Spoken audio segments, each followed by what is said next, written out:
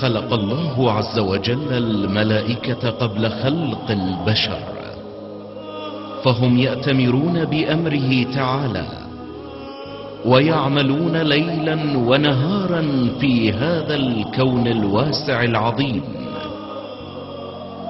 الذي تعتبر الكرة الأرضية التي نعيش بها جزءا صغيرا جدا منه.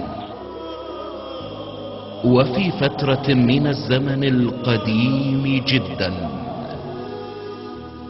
جاءت سحابة سوداء مخيفة فغطت الكون، وأخافت الملائكة جميعا، فدعوا الله عز وجل برحمته أن يزيل عنهم هذه الغمامة. فأخرج الله عز وجل نور فاطمة الزهراء فأزهرت للكون وأضاءت، فأزاح الله تعالى تلك الغمامة عنهم ببركة السيدة الطاهرة. فقالت الملائكة: إلهنا، لمن هذا النور الزاهر الذي أشرقت به السماوات والأرض؟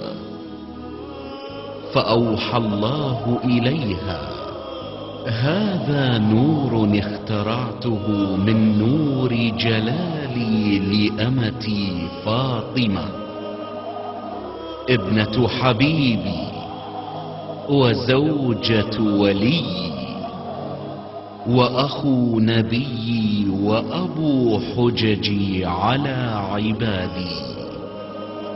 أشهدكم ملائكتي أني جعلت ثواب تسبيحكم وتقديسكم لهذه المرأة وشيعتها ومحبيها إلى يوم القيامة.